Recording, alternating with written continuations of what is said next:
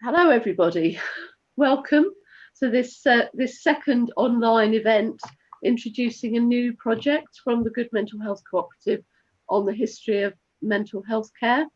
So some of you may have listened to a fascinating talk 2 weeks ago from Dr. Diane Carpenter about the history of local mental health care from 1845 to 1914. My name is Carolyn Barber, and I'm going to talk to you today about a project we did 3 years ago called 100 Years Mental Health Care in Hampshire. I'll also be introducing our new project, Stories of Asylum During the Great War. I was going to say I'm joined today by poet Maggie Sawkins, but so far she hasn't managed to join us, having gone to the Isle of Wight and possibly out of bounds. So I'm hoping that she will join us.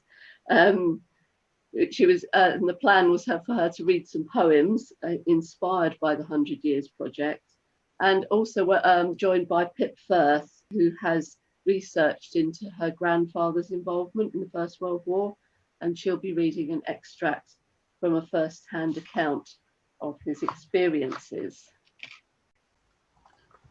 So it's important to acknowledge the research that we've done for this project, and what we'll be doing on the new project is not at the same level as that by Dr. Carpenter. She completed a PhD thesis on the subject. Our projects are really about encouraging people to join in a group project. The level of participation might vary, and the interests people have will be different.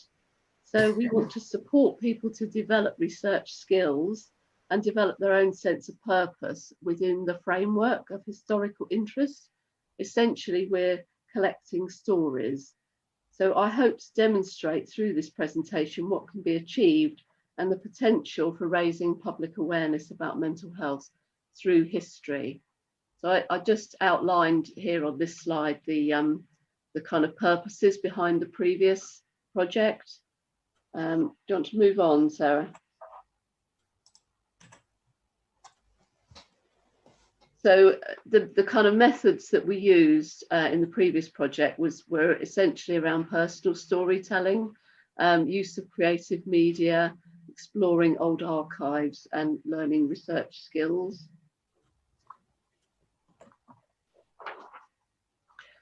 So I find this image quite evocative. 5,500 people buried at Knowle Hospital between 1852 and 1971. And I like to think that we owe it to them not to let their legacy be lost.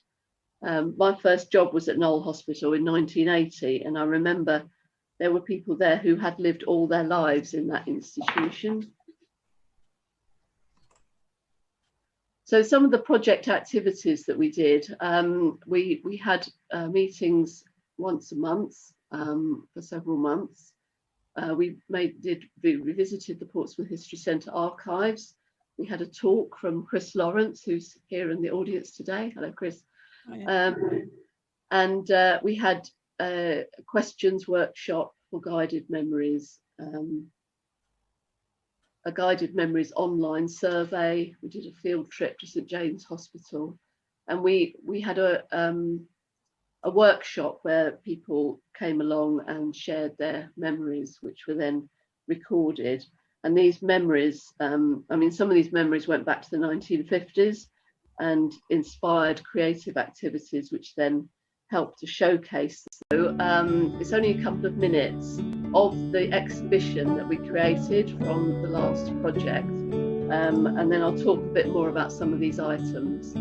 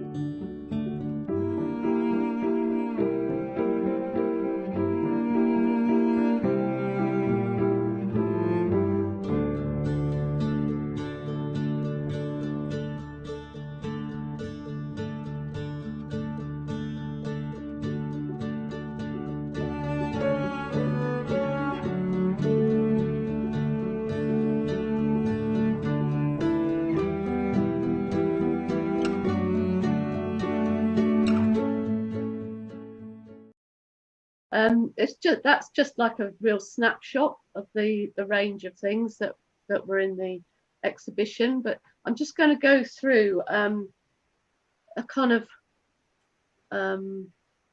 brief history of each decade of the last 100 years. So what we did was created boards for each decade and just highlighted some of the changes that had happened over the 100 years. So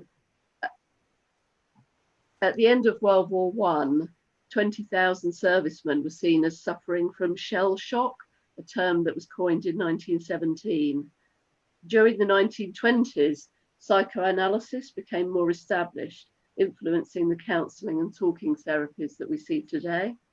At the same time, and into the 1930s, more physical treatments were introduced for mental illness, insulin shock therapy, ECT, lobotomies, etc., began to be standard procedures.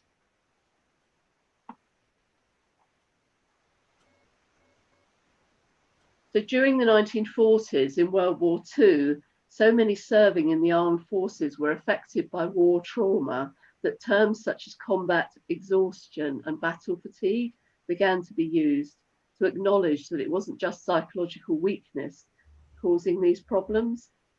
And some of you might recognise the artwork of Edward King, who famously painted scenes of Portsmouth during the war years while resident at St James Hospital.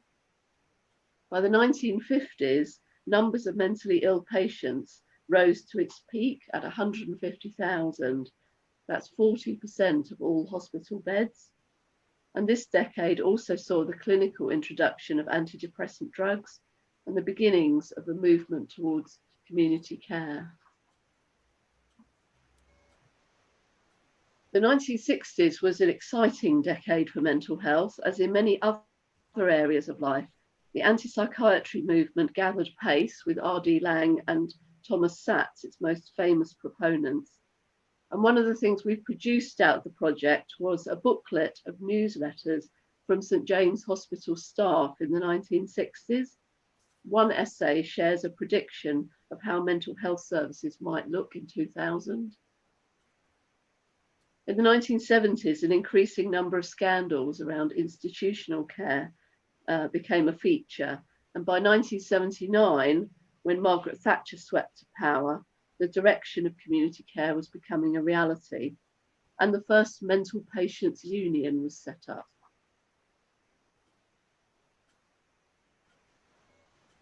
So the 1980s saw the implementation of the Mental Health Act, which still provides the framework for mental health services 35 years on.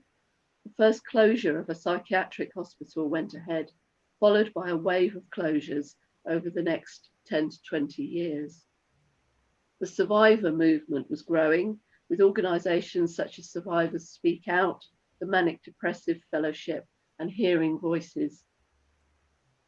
This incredibly turbulent period in mental health care continued into the 1990s with the NHS and Community Care Act, and this established the principles of community care within a framework of a market approach, which continues to underpin how community health and social care services are provided today.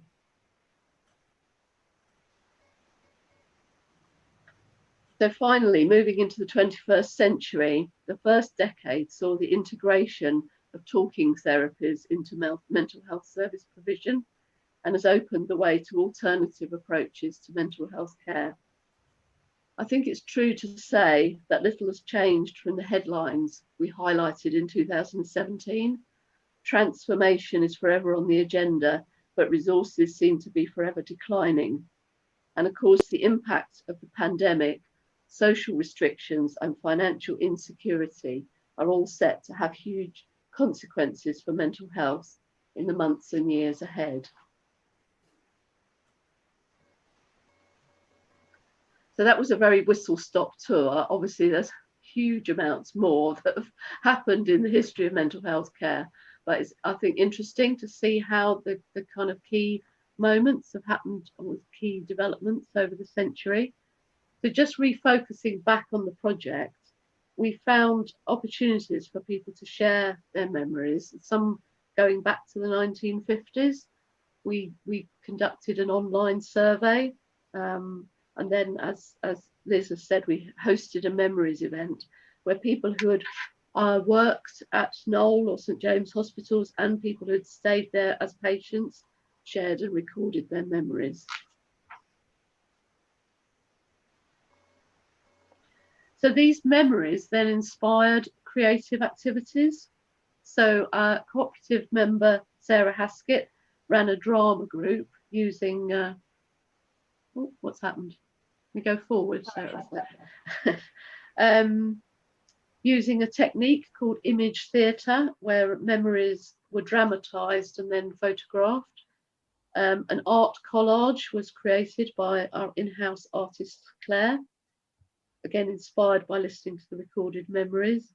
And a series of poems were inspired by memories, and others contributed to the project by Maggie, who I don't think has arrived. So I'm going to skip over that bit of reading the poems. So I will just read, if I can, just go back. I'll just read the I Remember poem, because I've got that in front of me.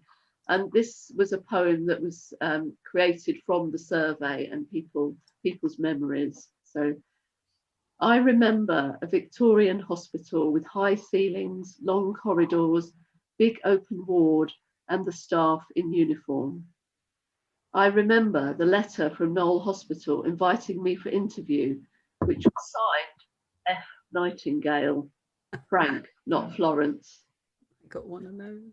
I remember walking down a tree-lined driveway into St James for a temporary job as an untrained nursing assistant, not knowing I'd still be in service after 41 years. I remember 1957, when my mother was strapped into a straitjacket before being taken in an ambulance to the asylum. I remember my grandfather in 1963 signing for Great Aunt Elsie's release from St James so that they could take her home. I remember the length of the main corridors, the patients, the doctors, the nurses, the porters, the visitors, the others, strolling, talking, leaning, working, arguing, walking, working, smoking.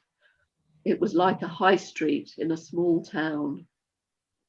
I remember going on the 148 bus from Lee Park with my mum to visit my dad in King Villa after his attempt to take his life.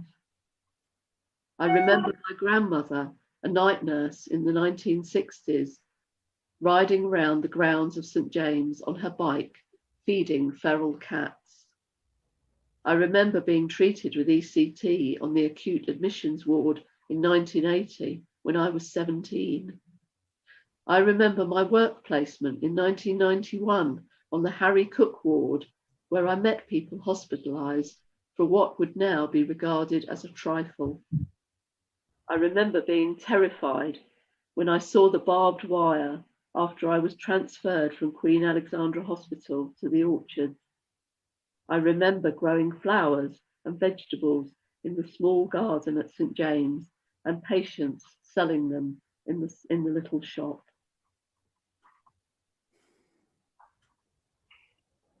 Okay, do you want to move on, Sarah? So these are some examples of stories that were, so not the recorded stories as such, but people who wrote up stories to have in the exhibition.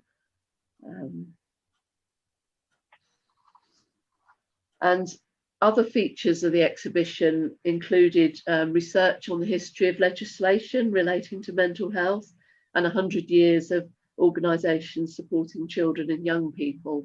And that was Mike. So thank you, Mike, for that contribution. And also thanks to Martin Giddy. Do you want to just go back a bit? So Martin took some wonderful series of photographs of St James Hospital, including many original features. And I think these were taken on a kind of secret last mission into the hospital before it was completely closed off to visitors. Okay. So this is just a very, very short sales pitch, because all the documents from the exhibition are in an online, they're featured online in an exhibition that you can access for £5.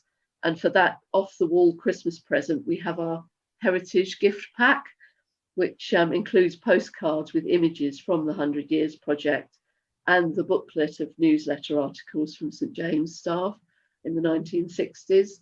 So just to say that we're offering a 20% discount if you want to buy either of these products by the end of Monday. Short offer. Okay. So on to our new project. So this is Stories of Asylum during World War One. So we've already had a introductory talk from Diane Carpenter about her research, which led up to 1914. We're setting up a project research group, so people haven't already been joining that, but obviously more welcome. And our first group meeting is on the 8th of December, so on Tuesday. But the idea is to kind of build a community, a kind of a research network. So if you want to be a part of that but can't make the group meeting, you can still join in the group. And then if you join the course, we'll be posting guidance and sharing information and suggestions about where and what to focus on. There's no expectations apart from a general interest and supportiveness. So you can do as much or as little of your own research as you're able. And then the second stage of the project is setting up some creative workshops. So we'll be looking at starting those from February. And that will be a different way to join in the project. Okay, so and the aim at the end is the kind of outcome is to produce a multimedia event to showcase the stories from the project, and we also hope to produce a booklet from the stories that have been uncovered by the research.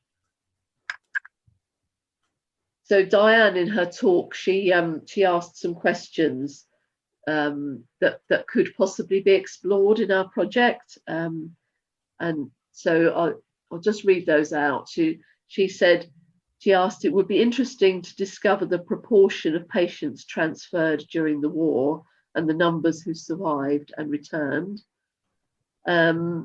What happened to the staff who served in World War One? And there are indeed, lists of staff members who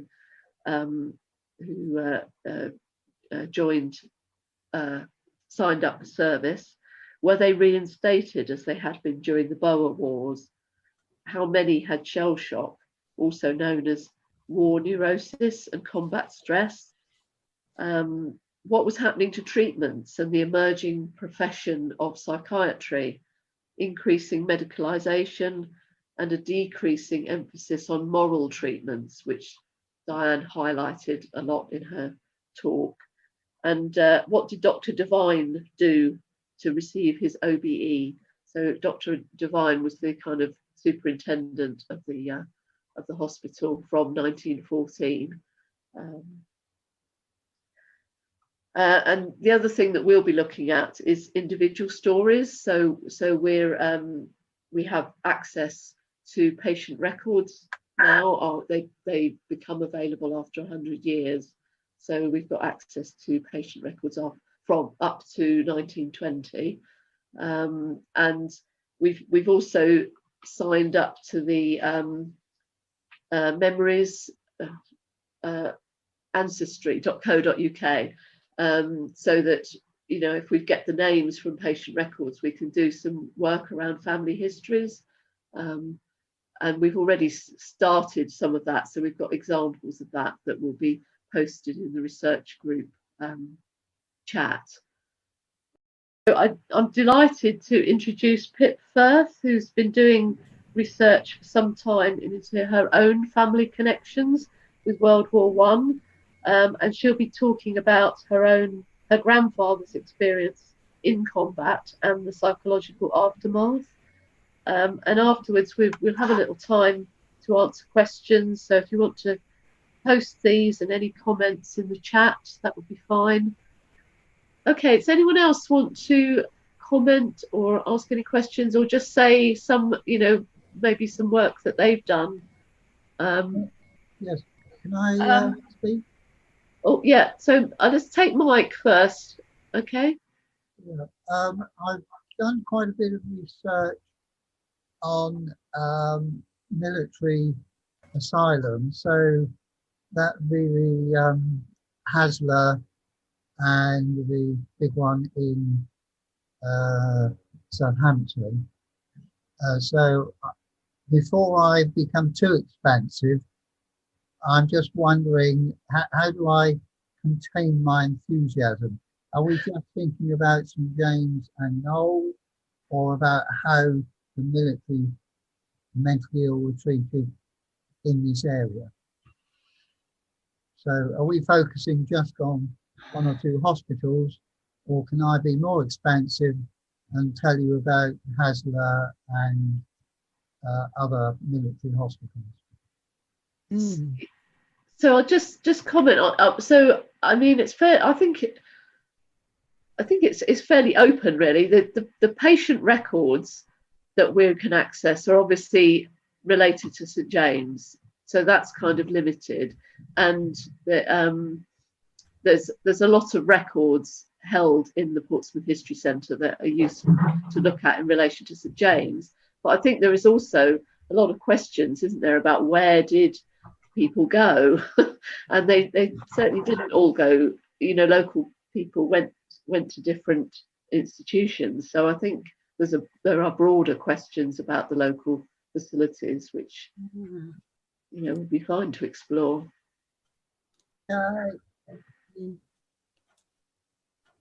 There's a comment in the chat here as well from Christine. Oh yeah. Would you like to say, or do you want me to read it? I don't mind. I'll say it if you like. Go for it. Yeah, sure. Yeah, there was a question. Sally was asking about Edward King, being interested in finding out more about Edward King. And yes, the Portsmouth Museum do have all of his well, not all of them, but a lot of his paintings in there. And a few years ago, when they were on display, there was a project called Writing Edward King, which I've found the old postcard from it. Yeah, basically he actually died in 1951, not 1952. The idea was that you picked a painting as a writer, and then you wrote a piece about that, inspired by that painting. I found it really fascinating, being an ex-psychiatric nurse myself, to look into it, and I did some talks on Edward King and how what his life would have been like in St James's. It was really hard to research because his notes are still, you're not allowed to look at them until I think it's 2051, so it's 100 years after his death. So it's almost impossible to go back and look at his records at the moment. But a lot of the work that I found on him was anecdotal sort of stories by staff and people who knew him personally, people who knew him because he used to go down to the sort of areas of Portsmouth that had been bombed during the war, and he would sit and paint them pictures, and he would hide his pictures in churches and places so that he wouldn't have to carry them backwards and forwards. And quite often, if people stopped and gave him a meal or something while he was out during the day from the hospital, he would give his pictures away. So there are quite a few of his legacy around in Portsmouth. So it might be worth looking at that, and looking at the people in Portsmouth who have actually got an Edward King painting, and maybe exploring how they got that into their family. But yeah, I have got quite a lot of stuff on him still that from the talk. I'd be happy to share that with people. Am I right in thinking he was actually commissioned Yes. like to paint the destruction. Yes, he was. The pictures of Portsmouth during the war. Yeah, the mayor, the Lord Mayor of Portsmouth at the time, he commissioned him to do it, but I don't think he got paid a lot for his work, really.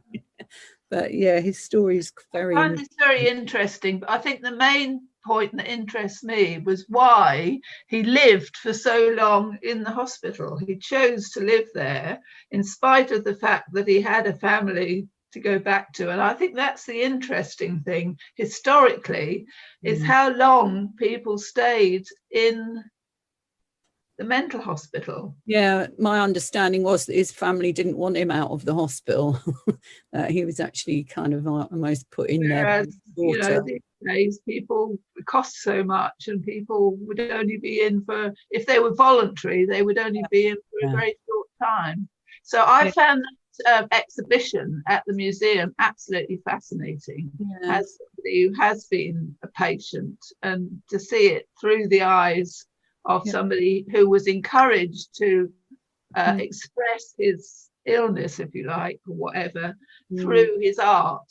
I thought that was absolutely fascinating. Yeah, it was. I have a question for Carolyn. Sorry, can I move on? Because being involved in the previous study and the exhibition, my specific question is the memories that were on the wall. I couldn't read the writing. The print was too small. Is it possible to have some documents with those memories which were in the exhibition? I think you're selling some of it. Now, I've already got the postcards because I bought them when we did the tour of St James's, and I went back to King Villa and so on.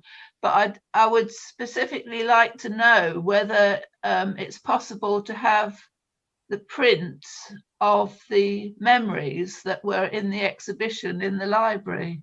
May I answer this, Carolyn, in terms of the online exhibition? Because we do have it all on there, and I believe it's down as a PDF, so you should be able to enlarge it and decrease it as you wish. This is where I'm not very clever. So I could see that it was all typewritten, but it wasn't big enough for me to read. So can you send me the link so that I haven't got a printer, so I can't print it. But if I can bring up those memories big enough to read on the screen, that would be good. I'm sure we can help you do that, but it is all accessible online, and I think we agreed that anyone who was involved in the last project can have access to that without charge. Yeah, I can send you those particular images, Liz. Thank you. Yeah. Hold on a minute. I just wanted to make a note of caution about the interest in Edward King, which I know is fascinating, but he's not actually in the First World War period, and I'm not sure we could stretch him to that early. But I think definitely this is an opportunity to share all kinds of interests, really. But I just want to remind ourselves that the focus of this particular project is going to be that period of the Great War. Because he wasn't in there till 1925, was he? Yeah. Perhaps that's a future project. I think there's a lot of future projects that could cover future periods, definitely. We're blossoming future ideas here. Just to pick up on something Sally's put in the chat here, Christine, could you just show the book again that you displayed earlier? Yeah, it's not a book. It's just a postcard. All right, Christine. Sally says, Thank you. Okay, no problem. Great. Thank you. Okay, anyone else want to ask any questions or make any comments about? Sorry, I'm only here as a one-off because I was interested in the talk, and thank you very much to Pip for the information. I just want to add a caution. This is not the First World War, but in the Second World War, my father was a conscientious objector. So I think that is another issue that can be looked at, because they were very badly treated during the First World War, and some of them were imprisoned for the whole of the war and then sometimes sent out to France. And if they refused to fight, some of them were told that they would face the firing squad, and it was only when the Prime Minister intervened that they were not killed for refusing to fight. Do you get my message? So there is another side. Yeah. Very much sympathise with the whole story and history of those that were forced to go out and fight. But there was another side to that, which was the conscientious objection. I personally will not be taking part in this second project. I feel, well, for various reasons, I think I've probably done enough, but I am interested in keeping the records of the one that we did back in 2017, if that's possible. Thank you very much. Yeah, I think just picking up on Liz's point there about it's the project is certainly not simply going to be focused on the I was trying to think of the word, the servicemen. I think there are lots of other experiences going on during that period, and I'm particularly interested in what was happening with women during the First World War. So I think it's really about identifying a range of different stories that sort of illustrate the social history of that period. So yeah, interesting point about conscientious objectors, and and a lot of other roles, and what was happening to women whose husbands or fathers of their children were killed or injured. So I think there's lots of stories from that period that are relevant. Okay, anyone else want to comment? If not, there is a question here on the chat. That's for me, actually. Oh, right, go ahead. I wondered how long this research on the new project is expected to last, and what will happen with the outcomes. Where, when, and how will they be displayed? Okay, so obviously there's a limited amount of funding, and essentially, although the project was actually delayed because of coronavirus, we were about to launch it in March, and so we've had to put everything on hold and then reorientate it so that it's all online rather than the kind of group meetings that we were hoping to have at Portsmouth History Centre itself. We can't do that now. So the plan is really to produce a media presentation by the summer, so kind of June, July time, which will then be used to highlight the stories that have been found through the research, and also just raising awareness really of the history of mental health care. At the moment, the project research, or the groups, so we've got 4 group meetings planned through December and January. So I'm expecting that the stories that we're looking at will be identified during those couple of months, but the research will undoubtedly carry on, but we need to be pulling together some material and some stories for the creative activities to start to happen. So it's not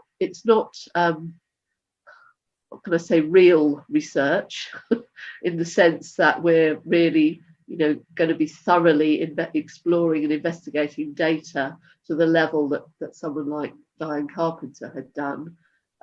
It's much more story based, and pursuing interests and facets of the experience during that time. Hopefully that makes sense. But the idea, as we did last time with the exhibition, is to have something that's very visual and communicates the history to other people. What we found, I mean, there is a huge amount of interest in this. There's masses of people locally who are connected with St James and Knoll and Hasler and, you know, all those places. People who've stayed there or worked there. We've got families that have gone back generations of working in places. So there is a lot of interest, but it is quite a hidden history. So it's kind of shining a light on it, really, as an important part of the local social history. Does that make sense, Terry? Yes, it does. Thank you. And that sort of fits in with an opportunity then, if you're looking to sort of completing in the summer, because I know the previous exhibition did come along to Heritage Open Days over in Gosport in 2018, I think. But there might be scope then for some display of the creatives during Heritage Open Days in September. That would be wonderful. That would be wonderful. I mean, it could perhaps go, you know, somewhere like in connection with Hasler, perhaps in the Memorial Gardens, where a lot of the veterans of today, with PSTD, etc., are using horticultural therapy there to try and relieve some of their stresses. So it would be very appropriate. That would be brilliant. I mean, we did, yes, we had the exhibition, didn't we, as part of the Heritage Open Days, and there was a huge amount of interest. And I have to say, Mike worked incredibly hard during that exhibition, talking to people. I was really amazed by the level of interest. It was brilliant. Yeah. Mike, did you have your hand up? Do you want to say something? I remembered what my other question was. How do you envisage that we're going to be accessing the records? Are you assuming that COVID will fade a bit and we can actually physically go to the records, or have you got something else in mind? Yeah, so I've been having discussions with the Portsmouth History Centre about how to do this, because obviously it was an issue. So in the period before this last lockdown, I went and visited the patient records, and basically the setup is that they'll only let one person in at a time, and you have to kind of book it all in advance, and you have to say what records you want to see, and then they put it out on a table, and you know all the precautions are taken, and you as an individual can, I think it was up to 3 hours or something that I could stay and look at the records, and then after I'd finished, they would quarantine the records for 48 hours or something before anyone else could look at them.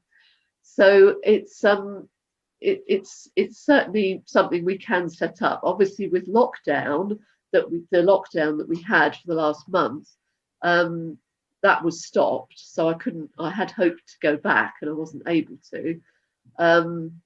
But what the History Centre did was they actually scanned, because I'd had this visit, I'd been able to identify what, not the patient records, but more general hospital records during that period.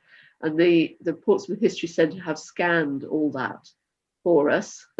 So I can put all those reports in our community chat for people to have a look at. And yeah, so that was helpful. So basically they're on board with us, the project, and will help us in whatever way we can to look at the records, but it just will require some planning and thought. Does that answer your question? Yes, I'll have more by the 8th. I'll have more questions by the 8th. Right, I'm sure, yeah. I mean, I will be, before we meet on the group chat, I will be posting more stuff in that chat, that we can then talk about when we meet. So there's some examples of stories that I have already identified from patient records. So just as examples of how some work could be followed through. So. Okay. Explanation of how it works online with the community chat page. Does everyone know what we're meaning by referring to that? Sorry, can you repeat that? Sure. I didn't hear you. Oh, sorry. I'll tell you what, I'll just change my my microphone. Is that any better? That's better. Okay. So yeah, I just wondered if everyone understood what we meant by the community chat page and how it's going to work online, because obviously we've had to change things so that it's an online workshop. We're using a platform called Creative Learning, which you can sign into when you enroll in the course. You create a profile. And then within the course, you'll find some helpful guidance around doing research. And then there's a community chat page. And all of this you'll find on your dashboard, which will be up on the header. And when you log in, it will go straight there. So you'll see the course and you'll see your community page. When you go into the community page, that's where you can chat with others on the group, and you'll be able to see various documents. You'll be able to upload things. You'll be able to comment on the things that other people have uploaded. So it's a very interactive way of working, and hopefully this will work okay for everyone in this particular research project. And it was our, it seemed like the best way forward to be able to put this on at the moment. So yes, go ahead, Liz. Sorry. I think I have joined up, but I've lost it.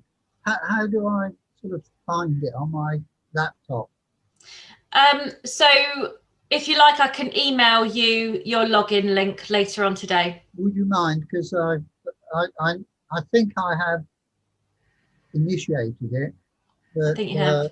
Yeah. I've had the same problem. I don't find that the community chat page has very much chat on it at all, because I was asked to put some stuff following on from the trialogue. This is nothing to do with this particular research project, but I understand you have a community chat page, but it doesn't seem to me that people look into it or chat very much. So I've seen your comments on there. So that's not on the research chat page. No. So you're not seeing the chat that we're referring to today. That one that you're referring to is just an open chat page that we installed for the last period of workshops. It's hardly used at all, is it? People don't respond in the way that, for instance, when I was on the journaling course, and there was quite a lot of chat, but I keep getting something from Slack saying, you must update your Slack, and I'm not on Slack anymore. No. So anyway, these are just things, because I spend so much time on the laptop, and if things don't work, then I'm thinking, what am I doing wrong? Why do I keep being told to update Slack when I'm not using it? Well, if anyone has any problems with the technology, you can always feel free to get in touch with myself, and I'll happily arrange to support you through that. Thank you. Is it email? Is that the best way, your email? Sure. I'll put it in the chat now for you. Thank you. I'm not, as you know, very up to date with all these modern things, so I'm trying my best. That's partly why I don't want to take part in this project. I think I've had enough Zooming with the U3A. All their meetings are now on Zoom, and I just think, ooh. That's fine. I've popped my email in the chat, so if anyone does have any need any support accessing anything online, just drop me an email and I'll happily guide you through how to use it all and support you with that. The chat pages have been a lot more active with certain projects. So with this particular project, the majority of work is going to be in the chat page. And that's where everyone's going to get together, share all your research, and discuss it. So Yeah. Hmm. Does that answer everyone's questions about how it's going to work online? Thank you. I will add, obviously, all this is quite experimental, and we're trying very hard to, however we can, try and recreate the group environment that we might have had before, of actually physically being able to get together. It is hard, though. It is hard, I think, for everyone, including me. So, Positive thing is we don't have to leave home. We don't have to drive. That's true. So you could actually do it in your pajamas still, you know? No, I am dressed. no pajamas. okay. Is there anyone else who wanted to say anything? Because I think we could probably draw this to a close. Yes, I just wanted to mention, I had put it in a private chat to Mike, but knowing that you're on the Gosport side, as I am, Mike, perhaps we could combine at some points and sort of coordinate what we're doing. Yes, that would be splendid. Mm. Through Carolyn, you can get my email, and presumably through her, I can get yours. Yes. And that would be one approach. Obviously, the chat, if I can get the hang of it, would be another way. Okay. I look forward to that. Yeah. If you're both happy with it, we might actually be able to meet. In person? We could create a bubble. I'm not sure I know how to interact with people in real life anymore. Okay. All right. Thank you all so much for coming along. This will be recorded, so we can kind of circulate that afterwards to everybody who was interested in this session, and hopefully see some of you at the group meeting on Tuesday.